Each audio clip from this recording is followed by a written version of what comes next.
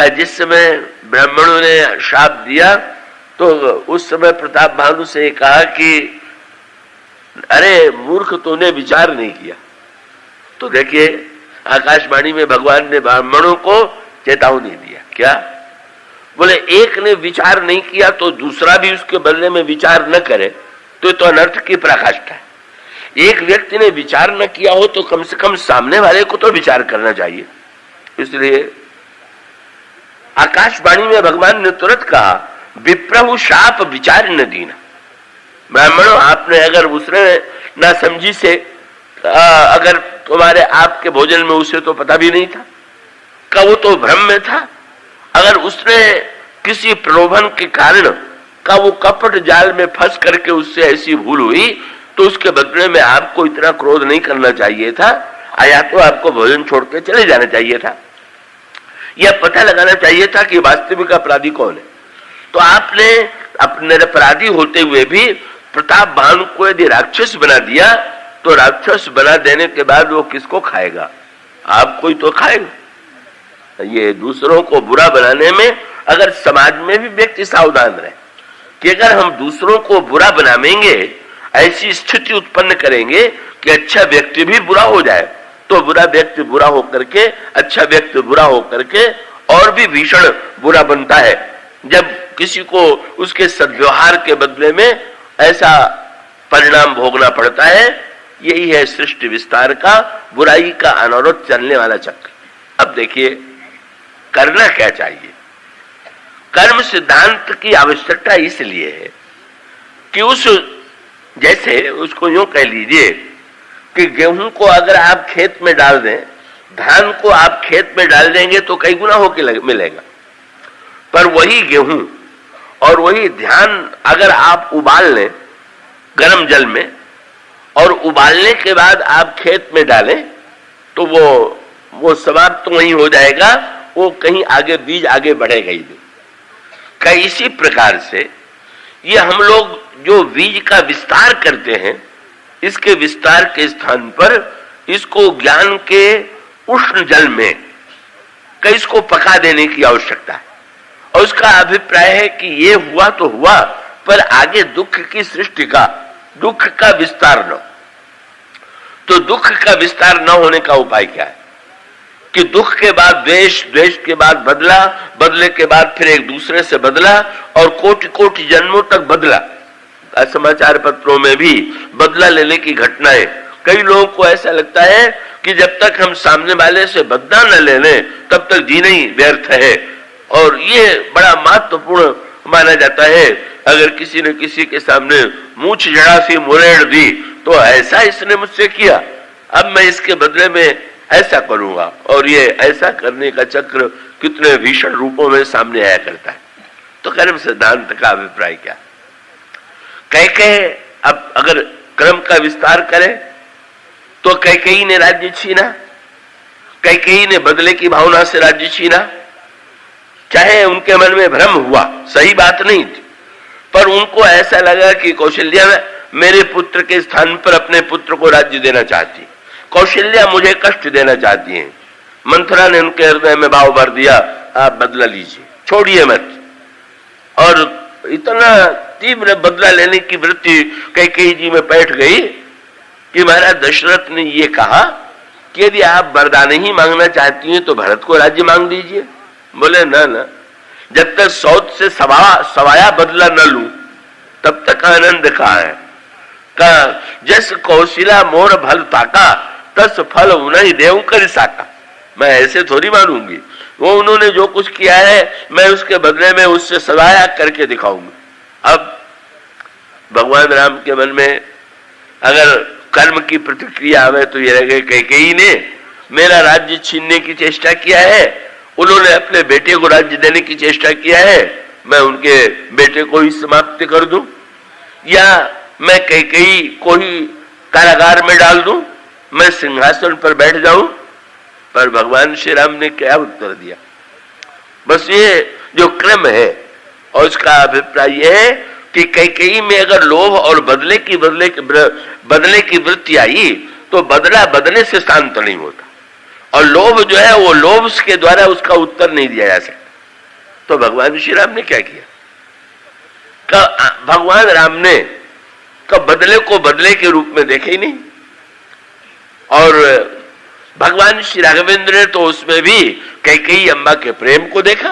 बोले ऐसा कैसे हो सकता है कि जब तुम बाल्यावस्था से मुझसे इतना प्यार करती थी तो मां तुम्हारे मन में मेरे प्रति निश्चित रूप से प्रेम है। भगवान श्री राघवेंद्र मानो बदला लेने के स्थान पर मां के कृतज्ञ बन जाते, और कैकेयी जी के लोभ का उत्तर भगवान ने त्याग के द्वारा दिया। और उसका अभिप्राय है कि एक व्यक्ति लोभ करे, एक व्यक्ति अहंकार करे, सामने वाला अहंकार करे, एक व्यक्ति क्रोध करे, सामने वाला व्यक्ति क्रोध करे, तो बढ़ेगा ही। पर सामने वाला जो कर रहा है उसके प्रतिकूल जो उत्तर दिया जाना चाहिए, का भगवान श्री राघवेंद्र जो है राज्य का परित्याग कर देते हैं और राज्य का परित्याग करके वन में चले जाते हैं। निषाद राज ने श्री राम को जब कष्ट उठाते देखा तो उनका ध्यान कैकेयी जी की ओर चला गया और उन्होंने कैकेयी जी की निंदा की। कैकेयी जी कितनी कुटिल है, कितनी मंद बुद्धि है, ये कहा। श्री लक्ष्मण जी ने सुना। लक्ष्मण जी कौन है? कई जीवों के आचार्य। साधारणतया लक्ष्मण जी के स्वभाव को सुन करके, देख करके, पढ़ करके ये भ्रम होता है कि वे बड़े क्रोधी थे, और निषाद राज को भी ऐसा कहीं न कहीं विश्वास रहा होगा कि जब मैं कैकेयी जी की निंदा करूंगा तो 100 गुनी निंदा लक्ष्मण जी करेंगे। बोले तुम्हें क्या पता है, मैं तो कैकेयी को बहुत पहले से जानता हूं। पर लक्ष्मण जी ने जड़ काट दिया। लक्ष्मण जी ने कहा निषाद राज जी आप ये क्या कह रहे हैं, इससे तो बदले की परंपरा का कभी अंत नहीं होगा। इसलिए उन्होंने सूत्र दे दिया, कर्म सिद्धांत जो है का वो बदले की वृत्ति को आगे नहीं बढ़ने देता। ये बहुत बड़ा लाभ। जहां तक रोग है आप उस रोग को चाहे तो बढ़ा दीजिए, और चाहे उस राग को जहां तक है उसको उसी सीमा तक सीमित करने की चेष्टा कीजिए। लक्ष्मण जी ने तुरंत यही कहा, कैकेयी जी को दोष देना व्यर्थ है, कैकेयी जी की निंदा करना व्यर्थ है। तब बोले कैकेयी नंदिनी, उन्होंने कहा तो बोले लखन, लक्ष्मण जी ने कहा कौन काहु दुख सुख कर दाता, निज कृत कर्म भोग संवराता। का कोई निषाद राज दूसरा व्यक्ति सुख और दुख नहीं देता है, व्यक्ति अपने ही कर्म का परिणाम भेजता है। सामने वाला दुख का निमित्त है, दुख का कारण नहीं। मैंने यूं कह ले कि जैसे कोई दुखद घटना हुई हो और टेलीग्राम लेकर के, तार लेकर के डाकिया आवे और वो आपके हाथ में या हमारे हाथ में पकड़ा दे और उसमें दुखद वर्णन पढ़ करके उसी की पिटाई हम करें कि तुम इतना खराब समाचार लेकर के आए, तो ये तो बड़ी नासमझी की बात है। वो तो लेके नहीं आया, घटना तो घटित हो गई है, वो तो केवल पहुंचाने का माध्यम है। तो लक्ष्मण जी कहते हैं कि दुख जो देता हुआ दिखाई देता है वो अपने ही कर्म का परिणाम है, व्यक्ति केवल निमित्त के रूप में दुख देने वाला दिखाई दे रहा है। निषाद राज ने कहा कि महाराज जब ये लक्ष्मण जी ने कह दिया कि प्रत्येक व्यक्ति अपने ही कर्म का फल भोगता है, तो निषाद राज जी लक्ष्मण जी का आश्चर्य से मुंह देखने लगे। क्या उन्होंने देख करके कहा कि आप कह क्या रहे हैं? जब आप कह रहे हैं कि व्यक्ति अपने कर्म का फल भोगता है, तो क्या आप ये कहना चाहते हैं कि हमारे प्रभु राम ने ही कोई ऐसा कर्म किया था जिससे उनका फल उनको भोगना पड़ रहा है? लक्ष्मण जी को हंसी आ गई और लक्ष्मण जी ने मुस्कुरा करके कहा, भगवान राम आपको क्या लग रहा है? बोले कुछ की सैया पर पड़े हुए हैं, शरीर पर मूल्यवान वस्तु नहीं है। तो श्री लक्ष्मण जी ने जो बात कही वो बहुत महत्व की। क्या? बोले भाई घटना घटित होना आपके बस में नहीं, पर घटना में रस लेना ये तो आपके ऊपर निर्भर है। इसका अभिप्राय है कि भोजन जब परोसा जाता है तो मिठाई में तो मिठास सही है, पर जब करेला या मिर्चा परोसा जाता है तो करेला तो कसैला है, मिर्चा तो कड़वा है। अब उस समय जब आप उसको लेते हैं तो आपको कड़वापन ही तो या उसका कसैलापन ही तो आपके मुंह में आता है, लेकिन आपने ये मान लिया कि सडरस भोजन का ये भी एक अंग है। अगर ये न हो तो भोजन में विविधता नहीं रहेगी और मिठास से व्यक्ति ऊब जाएगा। इसलिए थोड़ी कड़वाहट भी चाहिए, थोड़ा कसैलापन भी चाहिए। और परिणाम क्या होता है कि आप भोजन में ऐसी वस्तु के आने के बाद उसमें भी तो स्वाद लेते हैं। इसी प्रकार से अगर संसार में आपकी थाली में सुख की मिठास परोसी गई और उसके साथ साथ दुख का मिर्चा या दुख का करेला भी परोस दिया गया, तो आप यदि स्वाद लेने की कला में निपुण हैं तो ये मान करके चलेंगे कि नहीं नहीं, ये भी रस का ही एक अंग है। ये भी इसके पश्चात, जैसे आप जिस समय धूप में चल करके छाया के नीचे जाते हैं, का ठीक आपको अधिक आनंद की अनुभूति होती है का अपेक्षा कर जो व्यक्ति निरंतर छाया में बैठा हुआ का मिठाई खाते खाते व्यक्ति जो है स्वयं अपनी ओर से बीच में कोई खट्टी वस्तु, कोई कड़वी वस्तु खा लेता है और उसके पश्चात उसके स्वाद में वृद्धि होती है।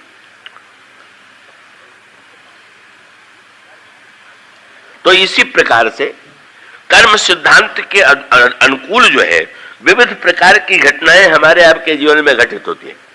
कभी विवाह में ये हमारे यहाँ की कुछ परंपराएं बड़ी विचित्र सी हैं पर बड़ी सांकेतिक।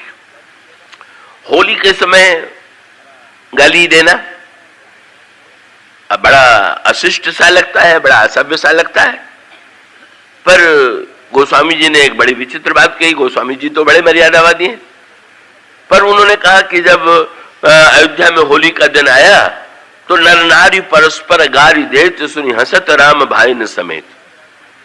स्त्री और पुरुष गाली दे रहे हैं और भगवान राम भाइयों के साथ हंस रहे हैं। पढ़ करके बड़ा विचित्र सा लगता है। मेरा ये क्या बात हुई कि होली के दिन का लोग मनमाने प्रकार से असभ्य भाषा का प्रयोग कर रहे हैं, या विवाह प्रसंग में जो गाली देने की परंपरा है, ये इस परंपरा को अगर केवल विभत्स रूप दे दिया जाए तो बड़ा हानिकारक है, पर उसके पीछे जो उद्देश्य है अगर वो उद्देश्य ले लिया जाए, और इसका अभिप्राय यह है कि आनंद लेने की वृत्ति केवल स्तुति में ही नहीं, आनंद लेने की वृत्ति जो है का सदा सम्मान में ही आनंद लेने की वृत्ति नहीं होनी चाहिए। कभी ऐसी भी वृत्ति होनी चाहिए कि जब व्यक्ति उपहास में भी आनंद ले, का जब कोई व्यक्ति अपमान की भाषा में भी आनंद ले, किस आनंद लेने की प्रवृत्ति का अभिप्राय यह है अगर एक ही प्रकार से हम अभ्यस्त हो गए हैं किसी प्रकार से आनंद लेने के लिए, तो दूसरी परिस्थिति में हम दुखी हुए बिना नहीं रहेंगे। इसलिए गोस्वामी जी जब विवाह प्रसंग में लिखते हैं, महाराज श्री दशरथ भोजन के लिए बैठे हुए और स्त्रियां गाली दे रही और हंसत राव सुनी सहित समाजा। महाराज श्री दशरथ हंस रहे। महाराज श्री दशरथ से किसी ने पूछ दिया कि गाली में आपको क्या लगा? गया क्या? मुंह को भी भोजन कराया गया और कान को भी। क्या ये जो नवरस का भोजन है ये तो जिह्वा के लिए, पर कान के लिए ये जो दिया जा रहा है का वस्तुतः गाड़ी में यदि कसैलापन भी है तो इसमें इनका प्रेम ये स्वाद देने के लिए है, इनकी भावना बड़ी मधुर है, इसलिए मानो उसमें भी आनंद लेने की वृत्ति आ गई। ये प्रतिकूलता में आनंद लेने का एक अभ्यास है जो हमें कभी न कभी जीवन में डालना चाहिए। और अर्थ ही तो लेने, अर्थ ले। गोस्वामी जी ने द्वाली रामायण में कहा कि ये अम्य गार गारे गरल गारी कीन करतार और प्रेम बैर की जनन युग जाने ही बुधन गवार। इसका अभिप्राय कि एक और का उसमें कटुता है शब्दों में गाली की, और दूसरी ओर प्रेम की मिठास है, और दोनों में ही आनंद लेने की वृत्ति है। इसका केवल अभिप्राय मात्र इतना है कि हम केवल शब्दों का प्रयोग करते हुए शब्दों में ही उलझ न जाए, का उससे भी ऊपर उठ करके कभी न कभी हास्य में, विरोध में, का कभी गंभीरता की शोभा है तो कभी गोस्वामी जी कहते हैं कि विवाह के मंडप में यदि गंभीरता का वातावरण है तो भगवान राम जब कोहबर में जाते हैं तो रनिवास हास विलास रस बस जन्म को फल सबल है। वहां गंभीरता का वातावरण नहीं है, हास्य का वातावरण है। का सर्वत्र जो है का एक ही जैसा शब्द नहीं, एक ही जैसा वातावरण नहीं, यही जीवन जीने की सही कला। और पूछ दिया गया का गाली देने वाले पक्ष से कि आप गाली क्यों दे रहे हैं भोजन के साथ? और गाली सुनकर के जब बाराती हंसते हैं तो उनके मन में क्या बात आती? बोले हम गाली देकर के परीक्षा ले रहे थे कि आप कितने सहनशील हैं, और जब गाली सुनकर के भी आप मुस्कुराए तो लगा कि हमारी कन्या भी कोई भूल करेगी तो आप उसको सह लेंगे। आप जो है उस पर, अब अगर उस सीमा तक हम अर्थ नहीं लेते हैं तो केवल वो एक परंपरा के रूप में व्यर्थ की परंपरा बन जाती है। पर इसका अभिप्राय है कि जीवन जो है वो तो खटमिठा है, षडरस युक्त है, नवरस युक्त है, उसमें दुख है, सुख है, पीड़ा है, सम्मान है, अपमान है। उसको लेने की कला यदि है तो हम उसमें भी स्वाद ले सकते हैं। महर्षि लक्ष्मण जी ने निषाद राज से कहा कि लक्ष्मण जी, निषाद राज जी व्यक्ति तो अपने कर्म का फल भोगता है, तो बोले अच्छा ये बताओ कि कुश की सैया पर सोने वाले श्री राम को दुख हो रहा है कि आपको दुख हो रहा है? वो तो आनंद से खूब गहरी नींद में सो रहे हैं और आपको दुख हो रहा है। तो अगर अपने कर्म का फल दुख सुख है तो राम तो आनंद में डूबे हुए हैं, उनके तो ये पूर्ण का ही फल हुआ।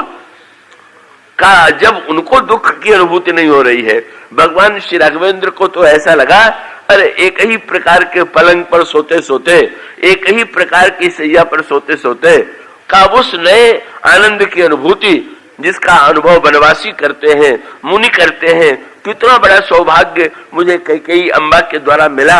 आज मुनियों के रूप में सोने का अवसर मिला। और श्री सीता जी भगवान श्री राम से, भगवान श्री राम जब जाने वन का प्रसंग आया तो भगवान राम श्री सीता जी को स्वयं तो राज्य छोड़ करके जा रहे, पर श्री सीता जी से उन्होंने यही कहा कि वन का कष्ट आप नहीं उठा पाएंगी, आप मत चलिए। तो ये स्वाभाविक है। इसका अभिप्राय कि कष्ट स्वयं उठाना अच्छा है, पर कष्ट की प्रशंसा करके दूसरों को हम कष्ट देने लगे तो कैसा रहेगा? कैकेयी जी ने तो यही किया। कैकेयी जी ने जब महाराज श्री दशरथ ने ये कहा कि आप राम को तो बड़ी प्रशंसा करती थी, आप राम को वन क्यों दे रहे? सबको कहे राम सुठी साधु। तो कैकेयी ने कहा कि मैं तो राम की महिमा बढ़ाना चाहती हूँ, भूल आप कर रही थी, मैंने तो भूल सुधार दिया। क्या? बोले आप स्वयं कह रहे हैं कि राम साधु, और मैं भी यही मानती हूँ कि साधु। आप साधु को राज सिंहासन पर बैठा रहे थे, ये आपकी भूल थी। साधु को वन में जाना चाहिए, मैंने ठीक वही काम किया। तो बहुत बढ़िया है। दूसरों को तपस्वी बना दीजिए, को दूसरों को कष्ट दे करके। कष्ट लेना अच्छा है, पर दूसरों को इस सिद्धांत पर कि कष्ट भी बड़ी स्वादिष्ट वस्तु है, जरा आप भी चखिए, का ये कोई विवेक की वृत्ति नहीं है। इसका उत्तर श्री भरत ने दिया। जब महाराज दशरथ ने ये कहा तो कैकेयी जी ने कहा कि राम को मैं तपस्वी बना रही हूं, तो क्या मेरा कोई राम के प्रति विरोध है, क्या द्वेष है?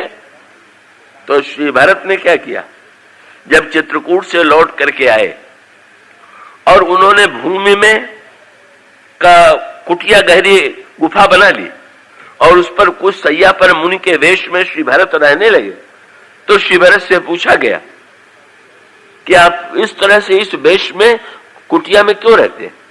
बोले मैंने सुना है कि महारानी कैकेयी का ऐसा सिद्धांत है कि तपस्या और कष्ट में बड़ा सुख है, तो अपने बेटे को भी उठाते देख करके अगर उनको ऐसा लगे तो ठीक ही है, पर दूसरे के बेटे को उठाते देख करके अच्छा लगे और अपने बेटे को कष्ट उठाते देख करके आंसू आवे, तो ये तो दोहरा मापदंड जो है ये व्यक्ति के जीवन की ऐसी वृत्ति को परिचय सूचित करता है जो समाज में परिव्याप्त है। और यही वृत्ति कैकेयी जी की जो वृत्ति है का उस वृत्ति के स्थान पर कब श्री भरत ने एक तो उत्तर दिया और कैकेयी जी ने दूसरा जो प्रयोग किया वो महाराज दशरथ के साथ किया। क्या? महाराज श्री दशरथ ने जब ये कहा कि राम को यदि वन भेजेंगी आप तो मेरे प्राण चले जाएंगे, उनको लगा कि इन्होंने तो युद्ध क्षेत्र में मुझे बचाने के लिए अपनी 2 अंगुली को संकट में डाल दिया था, तो जब मेरे शरीर की रक्षा से इनकी इतनी चिंता है तो मेरे मृत्यु का नाम सुनते ही डर जाएंगे।